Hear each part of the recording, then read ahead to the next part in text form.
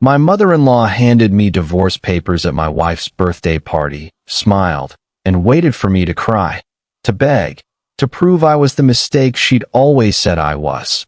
But what she didn't know was that I'd spent the last 3 days printing evidence of her crimes, meeting with the photographer she'd hired to document my breakdown, and preparing to destroy her in front of everyone who'd watched her humiliate me for 3 years. Angela Kruz thought she was orchestrating my public execution, but I discovered she'd been embezzling millions, paying Thaddeus Grimshaw to seduce my wife, and planning to merge their criminal empires using Olive as the bargaining chip. When I signed those divorce papers and stood up with a USB drive in my hand, 50 guests went silent, and Angela's smile finally cracked, because dessert was about to be served, and it was ice cold.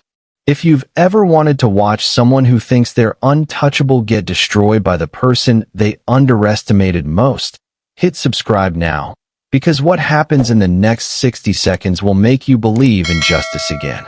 But to understand why I was so calm, why I smiled when Angela expected tears, you need to know what happened 3 days before that party. 3 days that changed everything.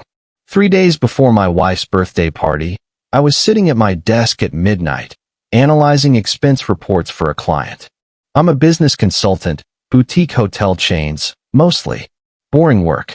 The kind that pays the bills but makes Angela Kruz, my mother-in-law, introduce me at parties as Olive's husband who does consulting.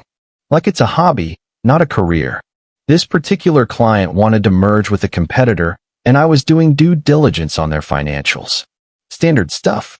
Until I saw a name that made my stomach drop. Kruz Hospitality Group. My mother-in-law's company. I should have recused myself. Sent the file back. But something made me keep reading. Maybe instinct.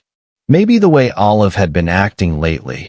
Distant, secretive, coming home late with explanations that felt rehearsed. The file was massive. Hundreds of transactions, invoices, contractor payments. At first, nothing seemed unusual. Then I noticed a pattern.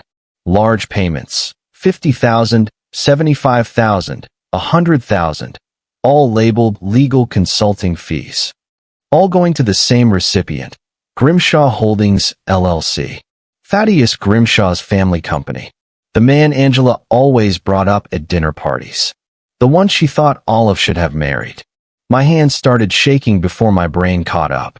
I cross-referenced the dates with Angela's board meeting minutes that were public record. The payments started exactly 3 years ago, right after Olive and I got engaged. I dug deeper. The invoices were detailed, professional-looking.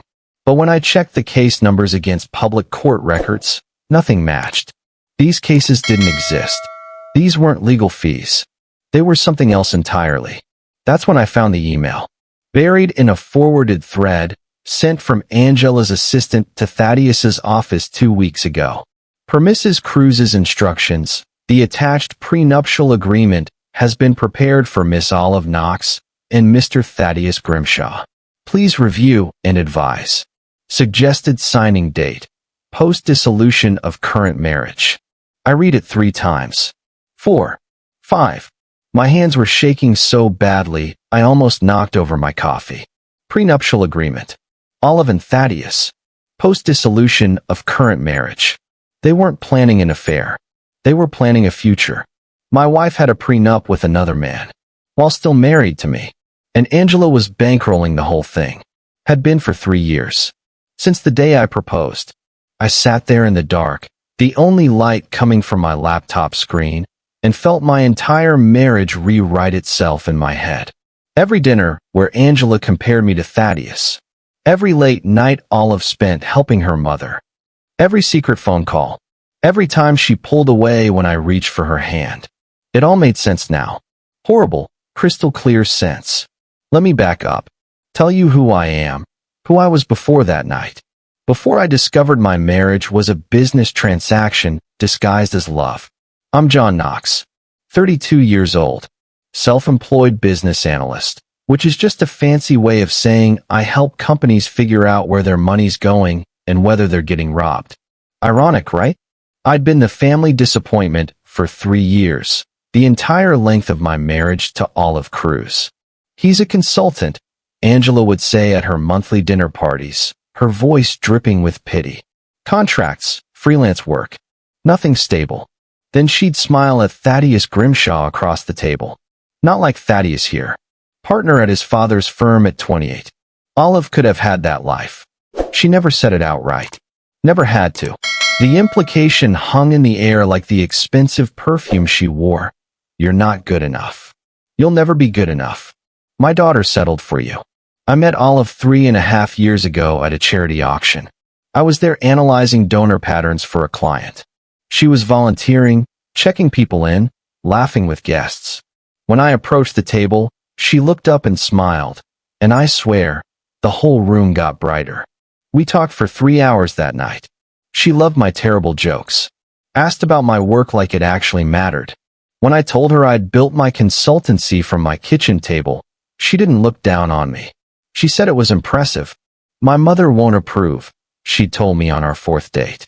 She has ideas about who I should be with. Does her approval matter? I'd asked. Not to me, she'd said. That was the first lie. Or maybe I was just the first one who believed it. Angela owned Kruz Hospitality Group, luxury boutique hotels across 3 states. Every month, she'd host elaborate dinners for investors and board members at her mansion. I was always invited, always introduced last, always seated near the kitchen doors, as far from the head of the table as possible. Our Olive's husband, she'd say, as if my name was too small to remember. As if I was an accessory Olive had picked up at a discount store. At Olive's 31st birthday last year, Angela stood up to give a toast. To my brilliant daughter, she'd said, raising her glass. Who deserves the world? Then she'd look directly at me, her smile sharp as broken glass. And to those who try their best. The table had gone quiet. That awful, knowing quiet that happens when everyone understands the insult, but nobody wants to acknowledge it. Olive had squeezed my hand under the table. But she didn't correct her mother. She never did. I swallowed every insult, every dismissive glance, every passive-aggressive comment about my unstable career. I told myself I was being the bigger person. That love was enough. That Olive's hand squeezing mine under the table meant she was on my side, even if she couldn't say it out loud. I was wrong. God, I was so wrong. So there I sat, 3 days before my wife's birthday party, staring at evidence that my entire marriage had been a countdown timer to this moment, to divorce papers and a prenup with another man. And now, at that party, Angela was handing me those papers, smiling her perfect, cruel smile, waiting for me to break, to cry, to beg, to prove I was exactly who she'd always said I was, not good enough for her daughter. I stared at the white envelope in front of me. Olive's hand was still over her mouth, her eyes wide. With shock or guilt, I couldn't tell yet. The room was frozen. 50 guests holding their breath.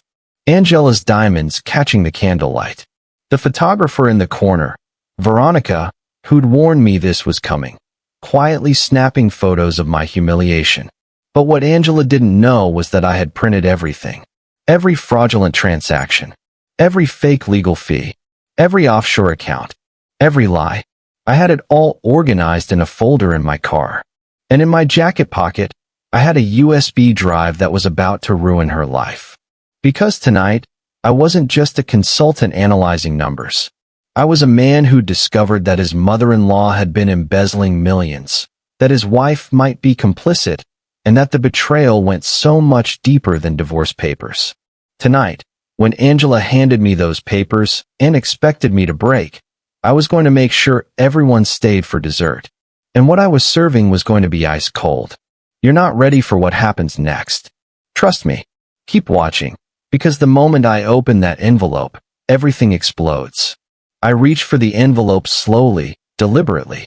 My hand was steady, even though my heart was hammering against my ribs. Angela's smile widened. She thought my calm meant defeat. Acceptance. That I was being reasonable, as she'd probably tell her friends later over mimosas and schadenfreude. But I wasn't reaching for divorce papers to sign them. I was buying time. Because 3 days ago, in that sleepless night at my desk, I discovered something that went way beyond infidelity. Way beyond a simple affair or a mother-in-law who hated me. I discovered a crime. Multiple crimes. A conspiracy that could send people to federal prison. And sitting there at that birthday party, with 50 guests watching, I was about to decide whether to destroy everyone at this table, including my wife. After I found that prenup email, I couldn't sleep. Couldn't even think about closing my laptop. Olive had texted me around midnight. Working late with mom on party stuff. Don't wait up. Love you. Love you. 2 words that used to make my chest warm. 2 words I'd whispered back to her 1,000 times in the dark. Now they just looked like punctuation on a lie. So I went deeper into the financial files. I do this for a living. Follow money trails, spot inconsistencies, find where the bodies are buried. Usually, it's boring. Dry. Numbers on a spreadsheet that tell small stories of small frauds. But this was a pattern that made my blood run cold. The payments to Grimshaw Holdings LLC weren't random. They were scheduled. Every 6 months like clockwork, appearing in Angela's books like automated deposits. And they'd been increasing. 75,000, then 100,000, then 150,000. I pulled up Angela's board meeting minutes. Publicly available because Kruz Hospitality had outside investors. Cross-referenced the payment dates with major company decisions. Started building a timeline on a legal pad, my handwriting getting messier as the picture came together. The first payment, 3 days after Olive and I got engaged. The first increase, 2 weeks after our wedding. The largest payment, last month, right before Angela hired lawyers to draft divorce papers. Angela had been paying Thaddeus to wait. Since the day Olive and I got engaged, my mother-in-law had been keeping him on retainer. Financially comfortable. Patient. Ready to step in the moment she could get rid of me. This wasn't just about Olive having an affair. This was premeditated. Calculated. A 3-year plan executed with the precision of a hostile corporate takeover. Angela had been planning my disposal since day 1 of my marriage. I remember laughing. Actually laughing out loud in my empty office at 3 in the morning. A horrible, bitter sound that scared me when I heard it echo back. My entire marriage was a countdown timer, and I'd been too in love to see the numbers ticking down. But the payments to Thaddeus were just the beginning. Once you start following one thread of fraud, others appear. It's like pulling at a loose string on a sweater. Suddenly the whole thing unravels in your hands, and you're left staring at a pile of yarn that used to be something whole. I found bank statements Angela had CC'd to her assistant. Sloppy, but rich people get careless when they think they're untouchable. When they've spent so long getting away with things that they forget to cover their tracks. Transfers to offshore accounts. Shell companies with innocuous names like Meridian Holdings and Apex International Services. Companies with no employees. No assets. No business operations. Just money moving in and out like ghosts. Millions of dollars. I'm talking about 3 million, maybe more, quietly disappearing from Kruz Hospitality Group into accounts Angela controlled personally. Siphoned off over years in amounts small enough not to trigger audits, but large enough to fund a very comfortable secret life. She wasn't just bribing Thaddeus to wait for Olive. She was embezzling from her own company. Stealing from investors, from board members, people who trusted her. People whose money built her luxury hotels and bankrolled those monthly dinners where she'd made me feel like I was less than nothing. I started cross-referencing investor names from the board minutes against the amounts stolen. And that's when I saw it. Senator Edward Carrington. A sitting U.S. senator had money in Angela's company. A lot of money. Money that was being siphoned into offshore accounts while he smiled and shook her hand at those dinner parties. While he toasted her success and her brilliant business acumen. This wasn't just fraud anymore. This was big. Federal crime big. The kind of thing that makes headlines and ends careers. For a moment, I just sat there, staring at the screen. I'd been analyzing routine hotel merger documents and stumbled into a conspiracy that could topple powerful people. My mother-in-law wasn't just cruel and manipulative. She was a criminal.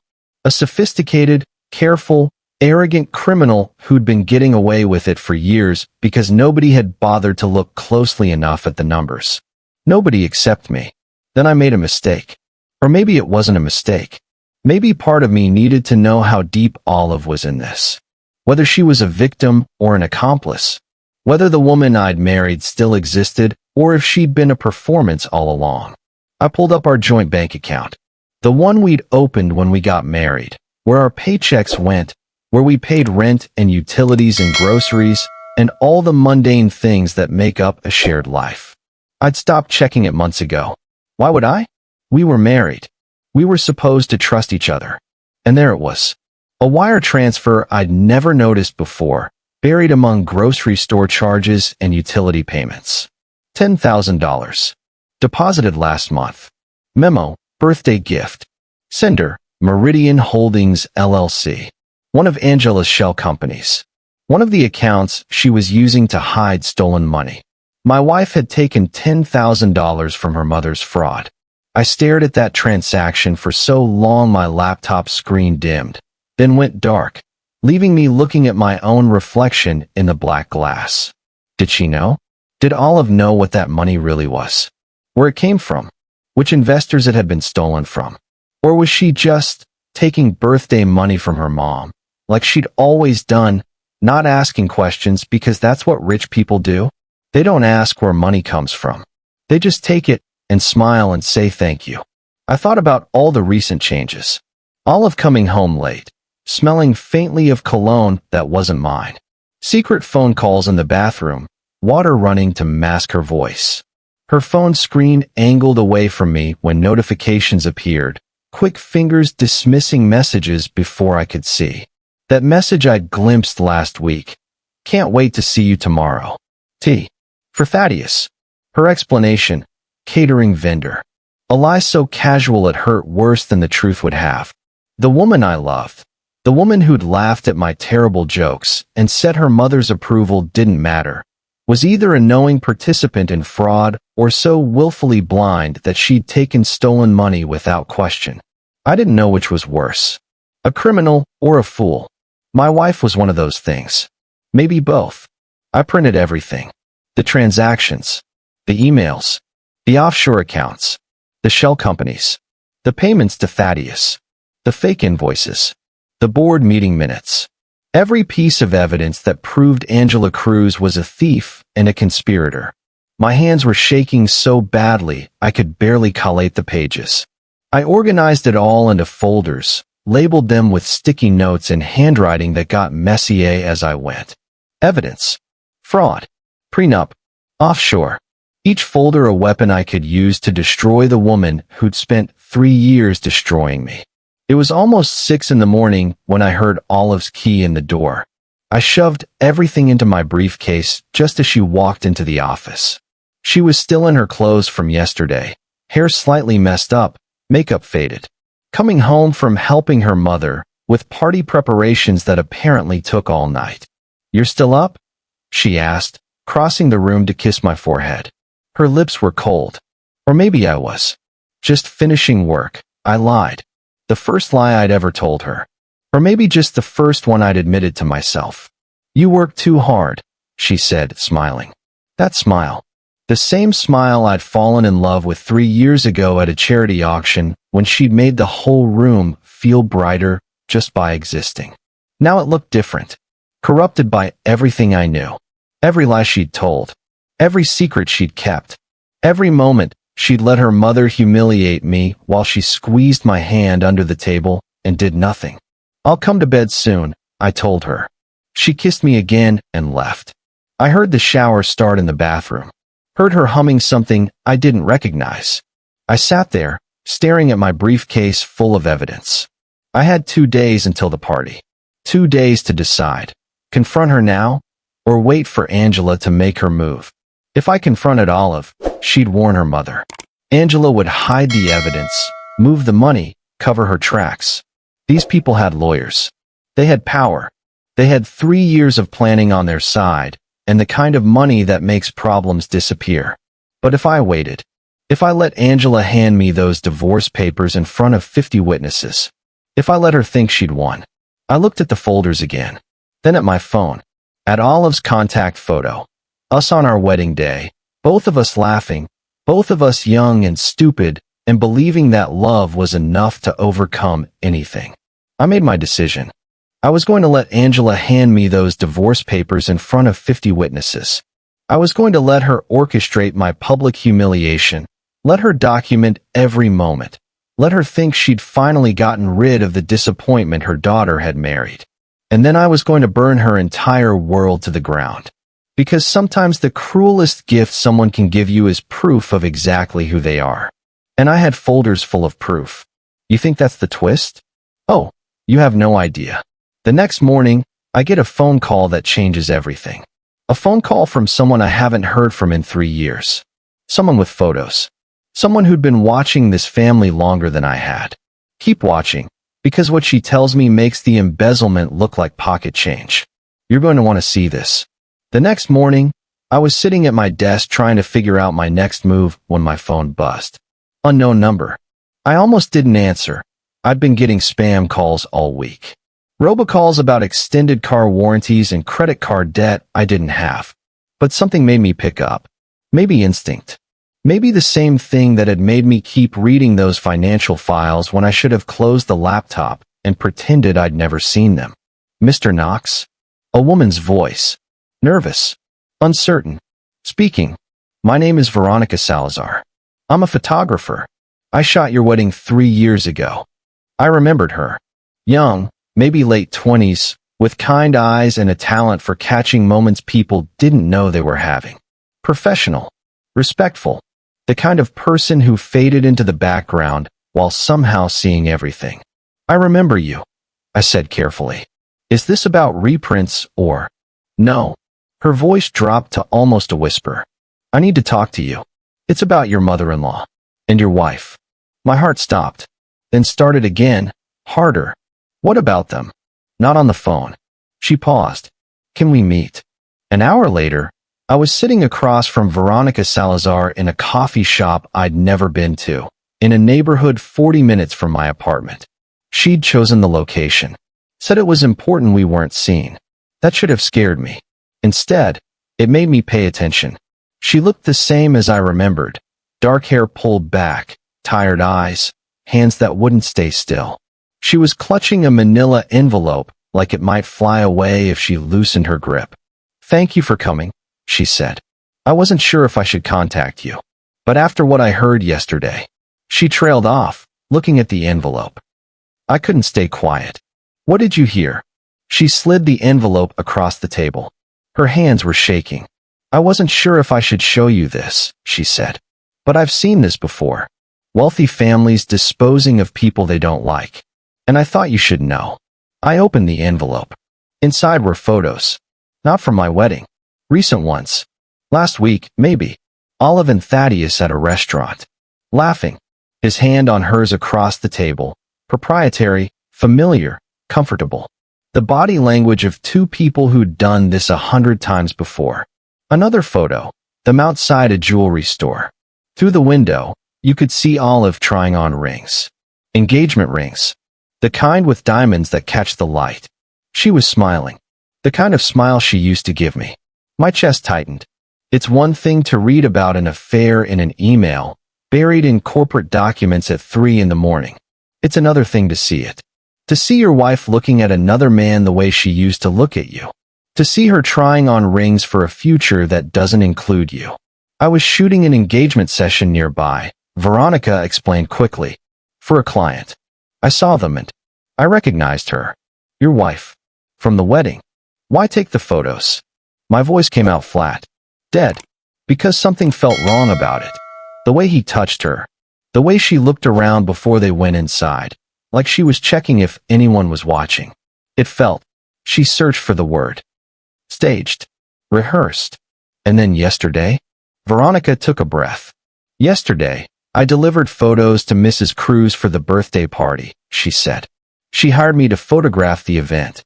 Said it was going to be special. Memorable. Of course Angela had hired her. The same photographer who'd shot our wedding. Poetic. Cruel. Very Angela. I was in her office at the mansion, showing her the proofs, when her phone rang. She stepped into the hallway, but left the door cracked open. Veronica's voice got quieter. I heard everything. What did she say? She said, "The papers will be ready. John won't know what hit him.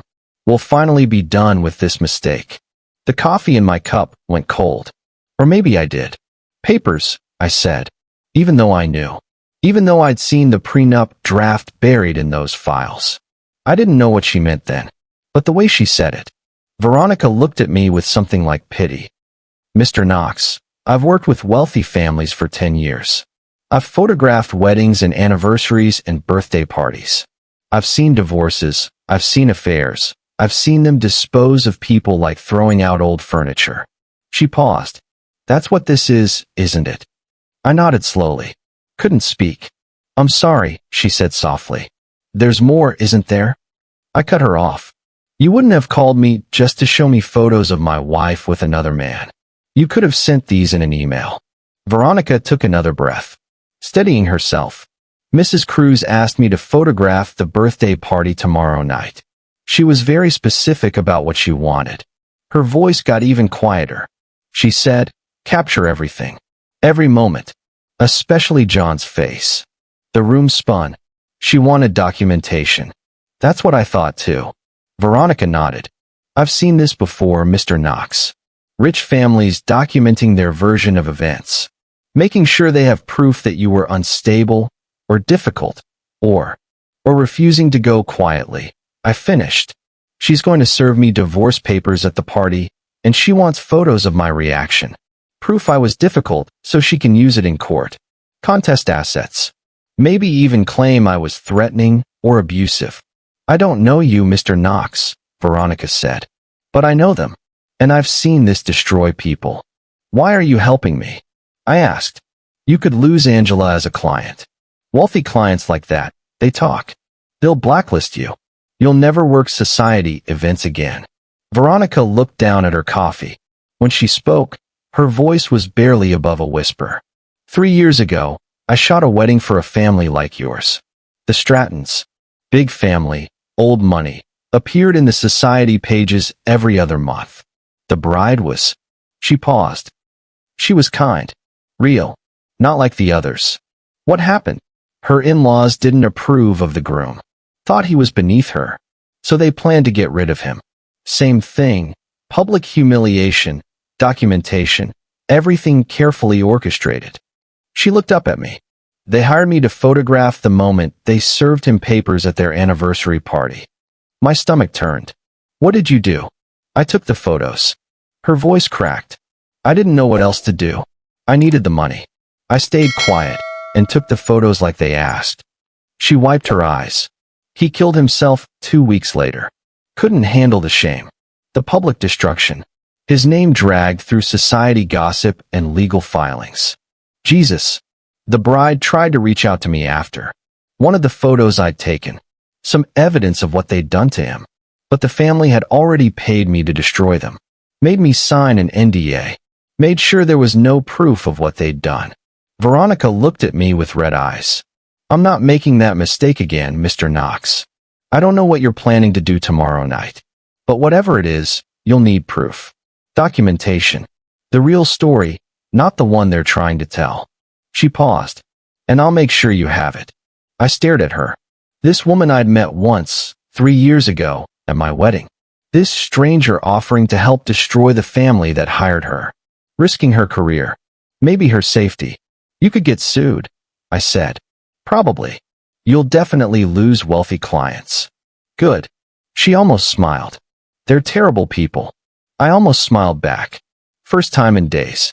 "I have something too," I told her.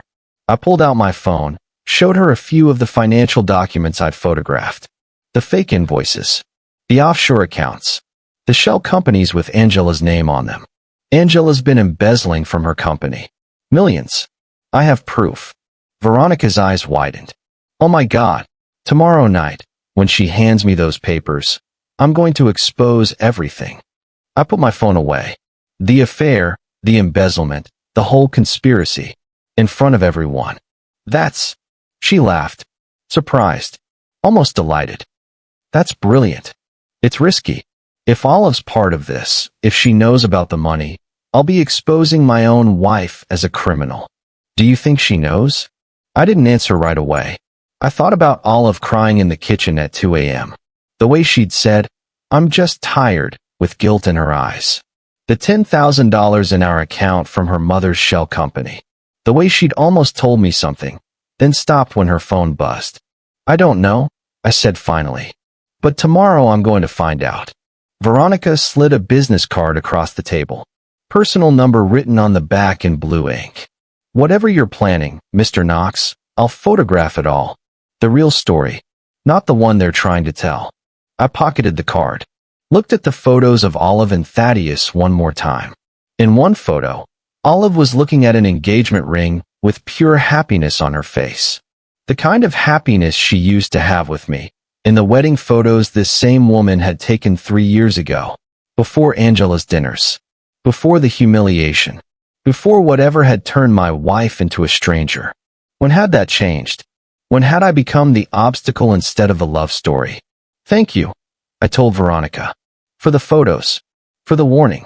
For caring about a stranger. You're not a stranger, Mr. Knox. She smiled sadly. You're someone who deserves better. I walked to my car, got in, sat there for a long moment. I had the financial evidence. I had the photos. I had an ally with a camera who would document the truth instead of Angela's version. I had one day to prepare. One day until my mother-in-law handed me divorce papers at my wife's birthday party and expected me to break. She had no idea I was going to serve dessert, and it was going to be ice cold. Tomorrow is the party. The moment everything explodes. 50 guests. One mother-in-law who thinks she's untouchable. One wife who might be innocent or guilty. I still don't know. And me, with folders full of evidence that could send powerful people to prison. You're going to want to see every second of this. Stay watching, because what happens next is going to shock you. This is my story. My revenge. My justice. And tomorrow night, everyone's going to know the truth. Before I tell you what happened at that party, you need to understand the 2 weeks leading up to it. The 2 weeks when I was too blind to see what was right in front of me. 2 weeks when my wife slowly became a stranger, and I convinced myself it was just stress. Just party planning. Just her mother being difficult. I was an idiot. But then again, love makes idiots of us all. Because the truth is, the affair wasn't sudden. The betrayal wasn't a moment. It was a slow unraveling, thread by thread, and I was too busy trying to hold the marriage together to notice the whole thing was already coming apart in my hands. It started about 2 weeks before her birthday. Small things at first. The kind of things you tell yourself don't mean anything. Olive started coming home late. 9 p.m. became 10. 10 became midnight. Always the same explanation. Mom needs help with the party. She'd kiss my cheek, her lips cold, distracted, disappear into the bedroom to change, and by the time she came back out in her pajamas, she'd transformed. Distant. Preoccupied. Like she'd left part of herself somewhere else, and only brought home the shell. She stopped asking about my day. We used to have this routine.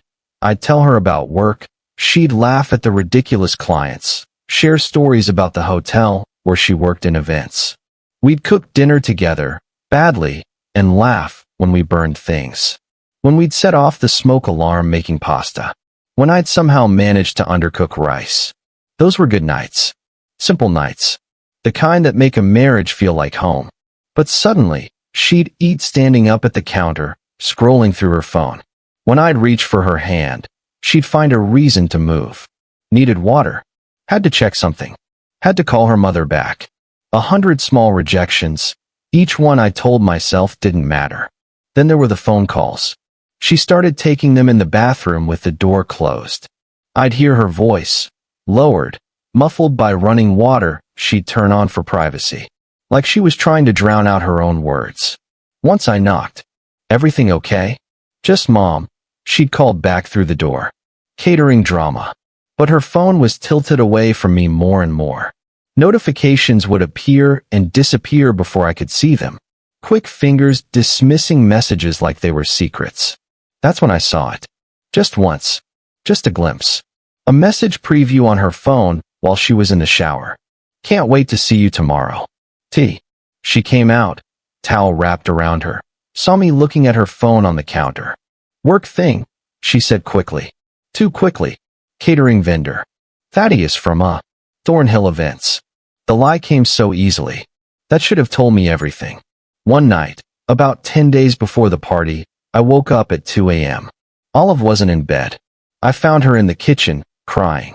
Just sitting at the counter in the dark, lit only by the orange streetlight filtering through the window, shoulders shaking with sobs she was trying to muffle with her hands. My heart broke. Whatever was wrong, whatever was happening, this was still my wife. The woman I'd married. The woman I loved. Hey, I said softly, approaching slowly like she was a wounded animal. What's wrong? She jumped like I'd screamed, wiped her face quickly, forcing a smile that looked grotesque with tears still on her cheeks. Nothing.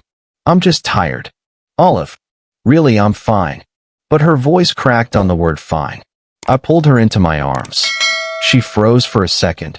Actually froze, every muscle going rigid, then melted against me.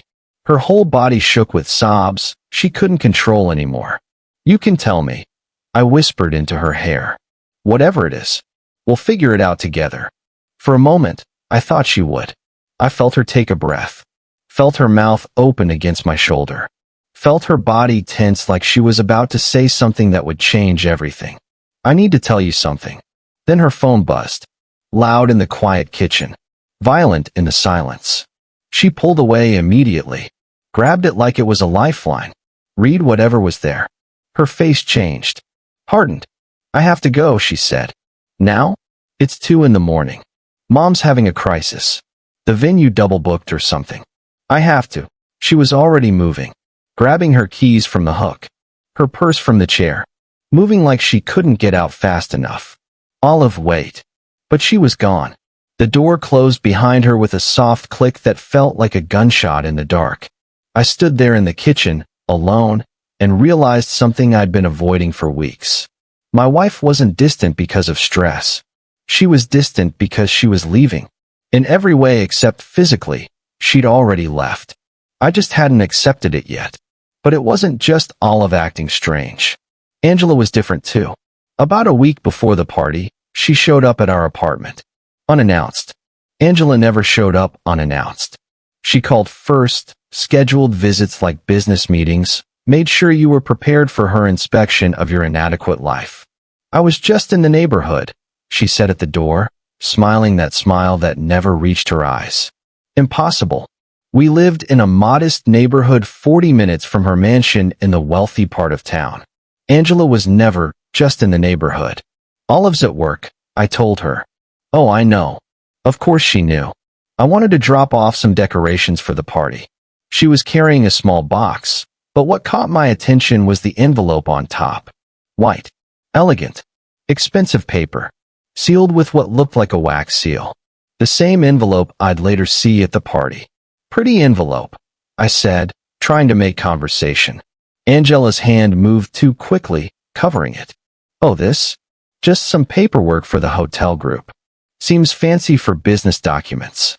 Her smile tightened. Just a fraction. Just enough for me to notice. It's for something special, she said, her voice dropping to ice. She set the box down on our coffee table, but kept the envelope. Held it against her chest like I might try to grab it. We stood there in uncomfortable silence. Angela looking around our small apartment with that expression, the one that said my daughter deserves better than this. Better than secondhand furniture and kitchen appliances that didn't match. Better than a husband who worked from home in sweatpants. Well, she said finally, I should go. Tell Olive I stopped by. Will do. She paused at the door, turned back. For a moment, something flickered in her eyes. Not warmth. Never warmth with Angela. But something like anticipation. Excitement. The look of someone who knows a secret and can't wait to tell it. You're planning to come to the party, aren't you, John? Of course. It's my wife's birthday. Good. That smile again. sharp as broken glass. It wouldn't be the same without you. After she left, I looked at the decorations she'd brought. Silver ribbons, pale flowers, everything coordinated, expensive, perfect. I should have looked for that envelope. Should have searched the apartment, found where she'd hidden it, demanded to know what something special meant. But I didn't. I went back to work, ignored the cold feeling in my gut, told myself I was being paranoid. I wasn't paranoid enough. Fast forward to the night before the party. After meeting with Veronica, after seeing the photos, after printing all the evidence, I was back at my desk, unable to sleep. I kept thinking about Veronica's words. She wanted documentation. Why? Why would Angela want photos of my humiliation? What was she planning beyond divorce? I opened my laptop again, went back to the financial files, the offshore accounts, the shell companies. There was something I'd missed, something bothering me, nagging at the edge of my consciousness like a splinter I couldn't quite reach. I searched through the account registration documents, names, dates, addresses, and then I saw it. Grimshaw Cruz Holdings LLC, registered 6 months ago. I'd seen it before, marked it as suspicious in my notes, but hadn't dug deeper. There'd been so much else, the embezzlement, the fake invoices, the prenup. Now I clicked on the ownership documents, and everything changed. Owners, Angela Kruz and Thaddeus Grimshaw Sr. Not Thaddeus Jr., the man in Veronica's photos with my wife. Not the man getting paid to wait for Olive. His father. I stared at the screen, my mind trying to process what this meant. Angela and Thaddeus Grimshaw Sr. were business partners. Had been for 6 months. Which meant, this wasn't Angela bribing Thaddeus Jr. to wait for Olive. This was a business merger between two powerful families. And my wife wasn't having an affair. She was a transaction. An asset being traded between companies. A way to unite Grimshaw money with Cruz hospitality. Create an empire that would dominate the luxury hotel market across the entire eastern seaboard. The affair, the divorce, the prenup, it was all part of a business deal. And I was just the obstacle that needed to be removed. The inconvenient husband who didn't come from money, who didn't have connections, who couldn't be leveraged for business advantage. My wife wasn't in love with Thaddeus. She'd been sold to him. The only question left was, did Olive know? Was she a willing participant in her own sale, or was she just another pawn in her mother's game?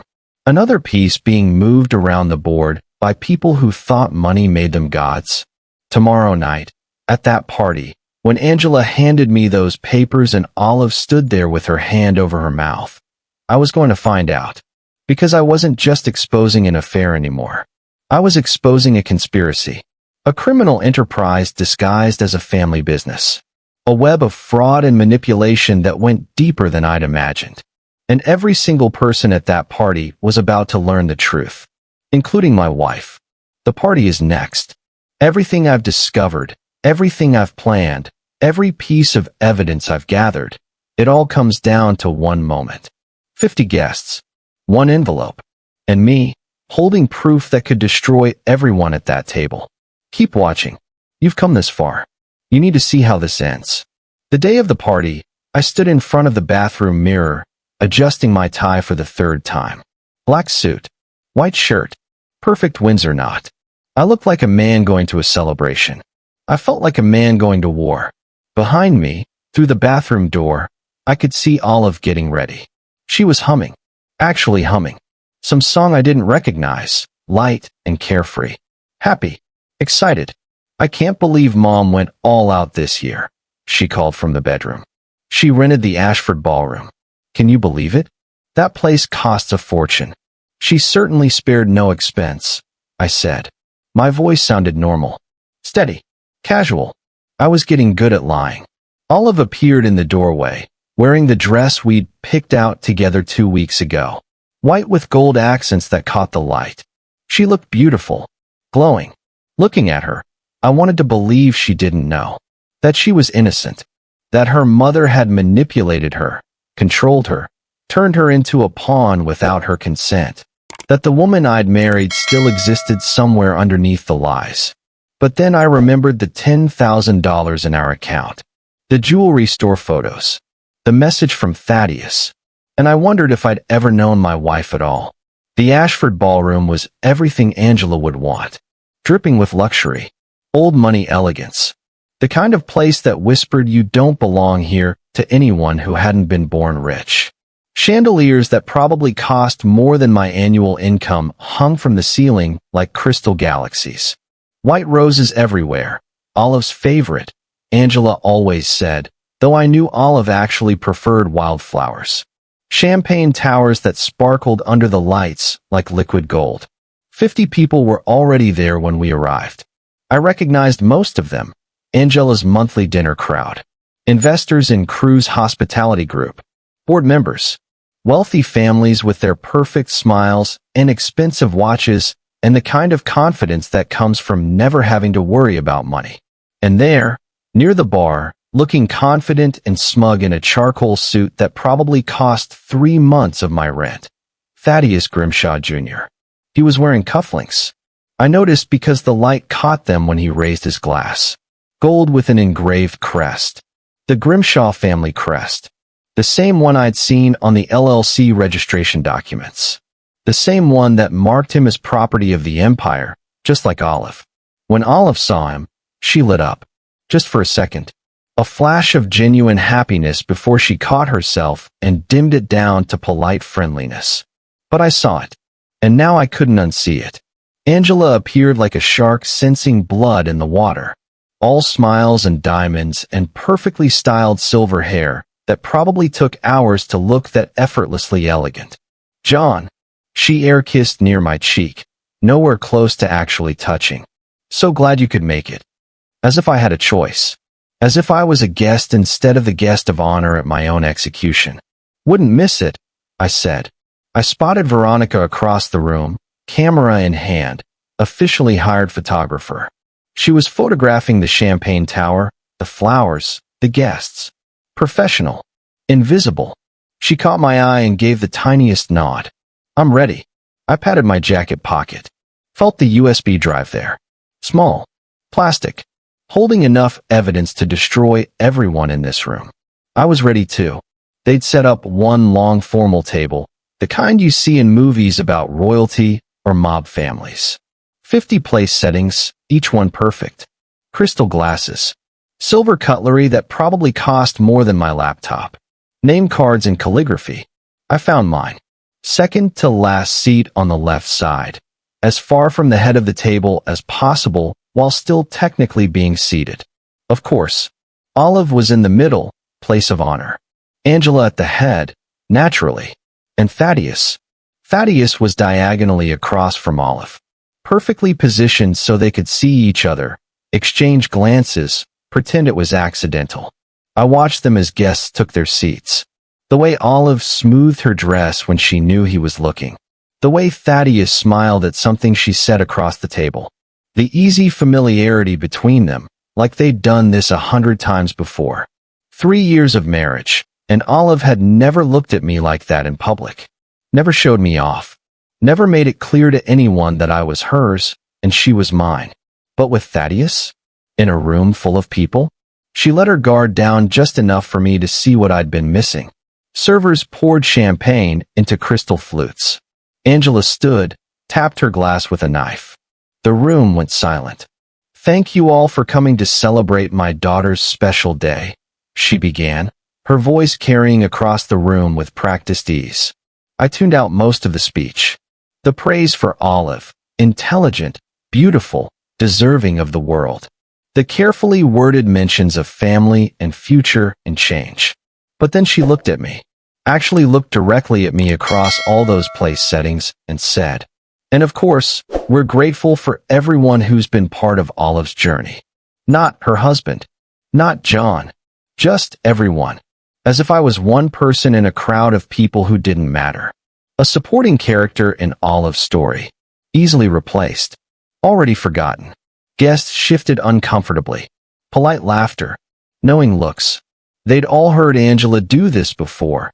Cut me down with a smile. Make me small in front of everyone while maintaining plausible deniability. Olive squeezed my hand under the table. Reflexive. Automatic. The same thing she'd done dozens of times before when her mother humiliated me. This time, I didn't squeeze back. She looked at me, confused. Hurt, even. I kept my eyes on Angela. Angela continued her toast. This year, I have something very special for my daughter. For both of them, actually. My heartbeat slowed. Everything slowed. I'd been preparing for this moment for 3 days. Since I discovered the prenup. Since I printed the evidence. Since I decided to let her make her move first. But now, sitting here, watching Angela reach under the table, my mouth went dry. She pulled out a white envelope. Not pink like I'd expected. White. Pristine. Official. Olive's hand tightened on mine. She wasn't squeezing for support anymore. She was holding on because she was nervous. Did she know what was in that envelope? Or was she just reacting to the tension in the room? Angela stood and walked around the table. Slowly. Deliberately. Her heels clicked on the marble floor. Click. Click. Click. Every eye in the room followed her. 50 people watching. Waiting. The air thick with anticipation. She moved like someone who'd choreographed this moment. Practiced it. Savored it before it even happened. She stopped between Olive and me. Looked down at both of us with that perfect, cruel smile. A gift for both of you, she said sweetly. To set you free. Olive's hand flew to her mouth. Her eyes went wide. And in that moment, I saw something I hadn't expected. Genuine shock. She didn't know. Olive didn't know her mother was doing this. Not like this. Not publicly. Not at her own birthday party in front of 50 witnesses. Which meant, Angela placed the envelope in front of me. Not Olive. Me. Power move. Making it clear who the unwanted one was. Who didn't belong at this table. In this family. In this world. The room was completely silent. 50 people holding their breath. Waiting for the show. Behind me, I heard Veronica's camera click softly. Capturing the moment. Documenting the truth instead of Angela's version. I stared at the envelope. My throat closing up. My hands surprisingly steady on the table. This was it. The moment Angela had been planning for 3 years. The moment I'd been preparing for 3 days. In my jacket pocket, the USB drive felt heavy. Evidence. Proof. Justice. I could end this now. Pull out the drive. Expose everything before she even got to enjoy her victory. But I didn't. Because I needed to see what was in that envelope. Needed to see Olive's reaction when I opened it. Needed to know, once and for all, how much she knew. My hand moved slowly toward the envelope. Angela's smile widened. She thought my hesitation meant defeat. Acceptance. That I was being reasonable. Olive was frozen beside me, hand still over her mouth, eyes wide. Watching me. Watching the envelope. Watching her mother. I picked it up. Felt the weight of the paper. Official. Legal. Final. I slid my finger under the flap. The paper tore softly. Loud in the silent room. I pulled out the documents inside. Read the first page. Petition for dissolution of marriage. John Knox versus Olive Knox. Divorce papers. Official. Signed by Angela's lawyers. Dated 2 weeks ago. Before Olive had even supposedly known this was coming. I looked up at Angela. She was glowing with triumph. With satisfaction. With 3 years of planning finally coming to fruition. Then I looked at Olive. Tears were forming in her eyes. Hand still over her mouth. Body rigid with shock. And then I did something Angela never expected. I smiled. A calm, cold smile that made Angela's victory smile falter. Just for a second. These are very thorough, I said quietly. Must have taken weeks to prepare. Angela recovered quickly. I'm glad you're being reasonable about this. Oh, I'm being very reasonable. I set the papers down carefully. Reached into my jacket pocket. In fact, since we're sharing important documents tonight, I brought some to share too. I pulled out the USB drive. Held it up so everyone could see. Everyone, I think you're going to want to see this. I stood up. Because dessert is about to be served. And it was going to be ice cold. This is it. The moment everything explodes. What happens next will shock you. I'm about to expose 3 years of fraud, embezzlement, and conspiracy in front of 50 witnesses. I'm about to destroy everyone at this table, including my wife. Don't leave. Watch what happens next. I stood up slowly. Every eye in the room followed the movement. Angela's smile was starting to crack. John, this isn't the time for what? For the truth. I gestured to the venue's AV system near the wall. You rented this beautiful ballroom. These expensive screens. It would be a shame not to use them. Sit down, Angela hissed. Low, threatening. The voice she usually saved for when there were no witnesses. But there were 50 witnesses now. And one photographer. Madam Kruz, I said loudly, addressing the room. Since this is a party, and you've given me such a generous gift, I'd like to share mine. I held up the USB drive. Would you mind if I used the projector? It's for dessert. I didn't wait for permission. Walked to the AV station. The IT guy they'd hired looked at Angela, confused. Mr. Knox is an honored guest, I told him. I'm sure his mother-in-law doesn't mind me sharing some family memories. Angela's face had gone white. John, I'm warning you. Warning me. I plugged in the USB drive. That's interesting, because I have some warnings too. The screen behind Angela lit up. White light flooding the room. A spreadsheet appeared. Clean. Professional. Showing 3 years of payments from Kruz Hospitality Group to Grimshaw Holdings, LLC.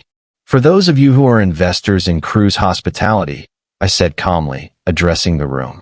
I thought you'd like to see where some of your money has been going. Senator Carrington stood up. Angela, what is this? I zoomed in on the numbers. $2.3 million in legal consulting fees over 3 years. That's a lot of legal work. I paused.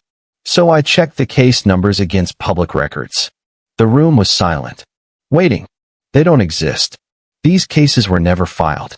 These invoices are fake. I looked at Angela. This money wasn't for legal work. It was, well, let's call it what it is. A bribe. The room erupted. Voices overlapping. Guests standing. Angela trying to speak, but being drowned out. I clicked to the next slide. But wait. There's more. The next screen showed bank statements. Offshore accounts. Shell companies. Money moving in and out of accounts in the Caymans, in Panama, in places most people had never heard of. Meridian Holdings. Apex International Services. Cascade Ventures. I read the names out loud. Pretty names for empty companies. No employees. No assets. Just accounts receiving money from Kruz Hospitality Group. Senator Carrington was on his phone now. Already calling someone. Probably lawyers. His face was red, voice sharp, angry. You've been embezzling, he said to Angela. Not a question. An accusation. This is a misunderstanding, Angela tried. Her composure finally cracking. John is upset about the divorce.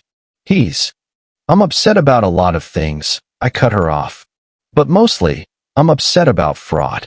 I clicked again. Showed more accounts. More transfers. Millions of dollars disappearing from investor funds while Angela lived in luxury. For 3 years, while many of you trusted your money to Kruz Hospitality Group, Angela has been quietly moving it into personal accounts. Offshore. Untraceable. Hidden. That's not true. Angela found her voice. This is doctored. He's lying. Am I? I looked at her. Then why don't we ask Thaddeus Grimshaw what he thinks about these payments? Every eye turned to Thaddeus Jr., who'd been trying to slip toward the exit. Mr. Grimshaw was receiving these payments, I continued. Or rather, his family's company was. But what were they for? I clicked to the next slide. The email. The one from Angela's assistant to Thaddeus's office. Here's what they were for. I read it out loud. Every word. Per Mrs. Kruz's instructions, the attached prenuptial agreement has been prepared for Miss Olive Knox and Mr. Thaddeus Grimshaw. Suggested signing date. Post-dissolution of current marriage. I heard Olive gasp. A real, genuine sound of shock. I looked at her for the first time since standing up. Tears were streaming down her face. What? I never. Didn't you? I asked quietly. And then I clicked again. Veronica's photos appeared on the screen. Olive and Thaddeus at the restaurant. Outside the jewelry store. Her trying on engagement rings while still married to me. The room exploded. Whispers becoming shouts. Phones coming out. People taking photos of the photos. I don't understand. Olive was saying, looking between me and her mother. Mom, what is this? I didn't sign anything. I didn't. Because you weren't supposed to know yet, I said.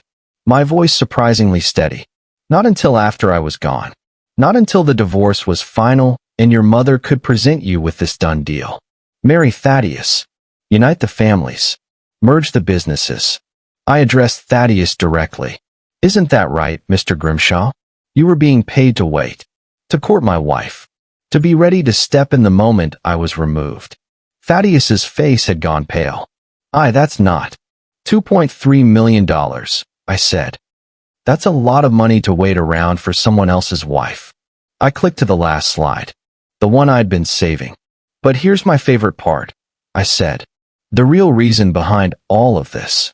The screen showed the LLC registration. Grimshaw Kruz Holdings LLC. Registered 6 months ago. Owners, Angela Kruz and Thaddeus Grimshaw Sr. I let that sink in. Then addressed Thaddeus Jr. directly. Did you know your father was trading you? That this wasn't about love or even attraction. This was a business merger. My wife was the asset being transferred. You were just, what's the word? Collateral. Thaddeus pulled out his phone. Started scrolling frantically. His face went from pale to white. Oh my God, he whispered. Dad never told me. He never said. Because you didn't need to know, I finished. You just needed to play your part. Seduce the mark. Seal the deal. Olive collapsed into her chair, sobbing. I didn't know. John, I swear, I didn't know about any of this. Didn't you? I pulled out the final piece of evidence. Our bank statement. Then explained the $10,000 deposited in our account last month from Meridian Holdings. One of your mother's shell companies. Stolen money, Olive. You took stolen money. She said it was a birthday gift. Did you ask where it came from? Did you question why your mother was giving you $10,000 through a shell company? Silence. Damning silence. Angela lunged for the AV system, trying to grab the USB drive. I pulled it away easily. I've already sent copies to the SEC, the FBI, the State Attorney General, and every board member's personal email. Senator Carrington looked up from his phone. I received it. An hour ago. Other board members checking their phones. Nodding. Voices rising again. You're insane, Angela hissed at me. You've destroyed everything. No, I said calmly. You did that.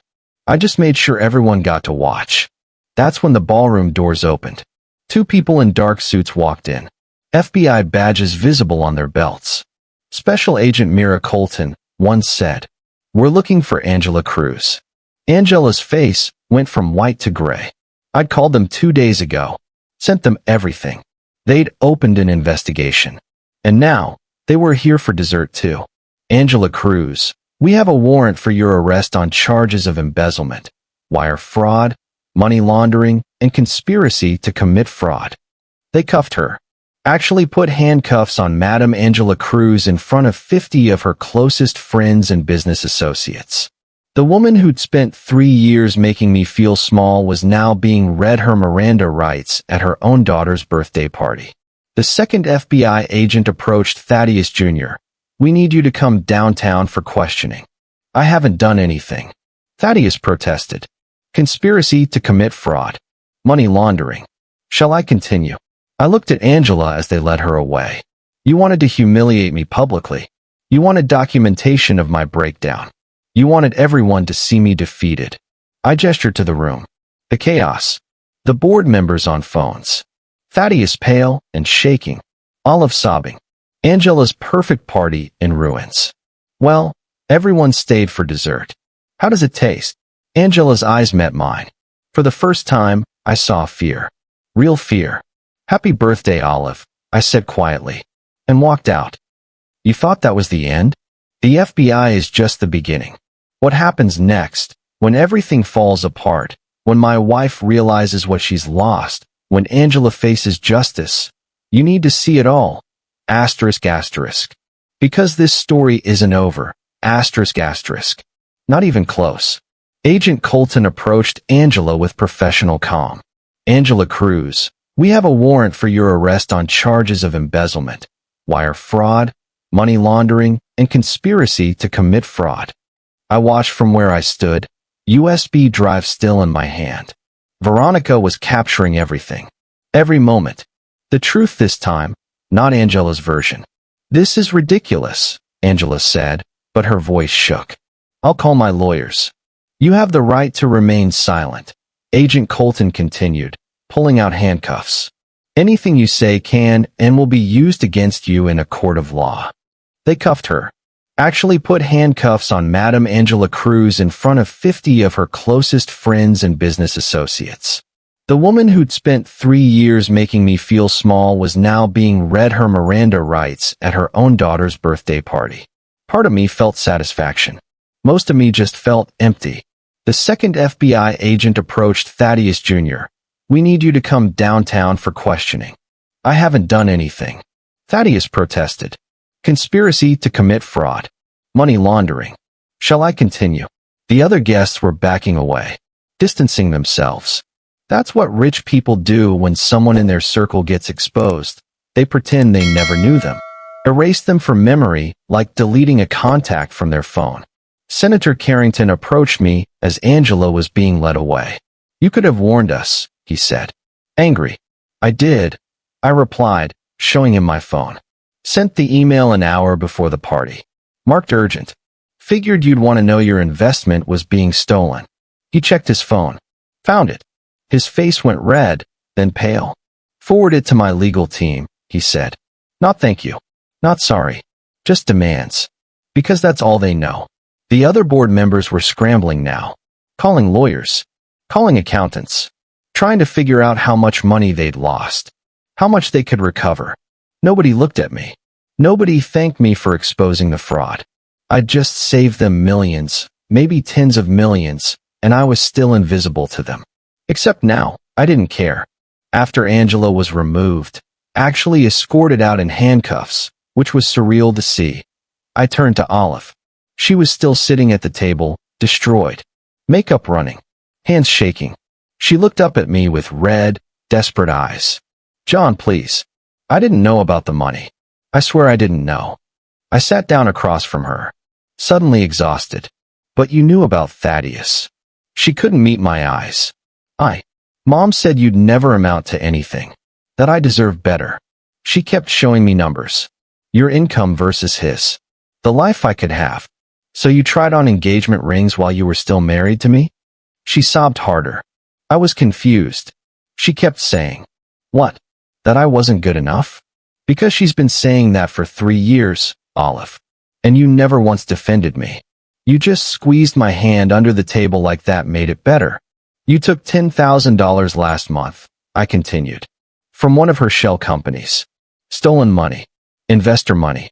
Did you really not ask where it came from? She was silent. That damning silence that answered everything. Your mother said it was a birthday gift, she finally whispered. A gift? $10,000 from a company you'd never heard of? And you just didn't question it. I trusted her. You trusted the wrong person. I picked up the divorce papers Angela had brought. The ones that had started all this. The theatrical gift that was supposed to break me. I signed them. Right there. In front of Olive and the remaining guests. There, I said, pushing them across the table. You're free. You can marry Thaddeus. Or whoever your mother's business partners decide is next. Good luck explaining to them that the arrangement is off. Olive grabbed my arm. John, please. Don't do this. I love you. I made mistakes, but you love me. I pulled my arm free. Stood up. You tried on engagement rings with another man. You took money you knew was suspicious. You let your mother humiliate me for 3 years without saying a word. I was scared of her. So was I. Difference is, I did something about it. Thaddeus was still standing by the wall, looking shell-shocked. FBI had finished questioning him, told him not to leave town. I approached him. He actually flinched. You destroyed everything, he said. Angry now that fear had passed. No. Your father and her mother destroyed everything. You were just the hired help. What are you talking about? I pulled out my phone, showed him the LLC documents. Grimshaw Cruz Holdings. Your father and Angela are business partners. Have been for 6 months. This wasn't about you and Olive falling in love. This was about uniting two business empires. You think she wanted you? I zoomed in on the documents. Look at the terms. You were part of the deal. The asset being transferred along with the businesses. You were purchased. Thaddeus read it. Read it again. His face went through stages. Confusion, disbelief, understanding, horror. Oh my God. He never told me. Dad never said anything about selling you? No, I imagine he didn't. Rich people don't like to admit when they're the merchandise instead of the buyers. Thaddeus looked at Olive, still sobbing at the table. Then at me. We're both idiots, he said quietly. Yeah, I agreed. We are. Difference is, I figured it out. 3 months after the party, I was finally breathing again. New office. Bigger than my old one. City view. Professional furniture. My consultancy had exploded.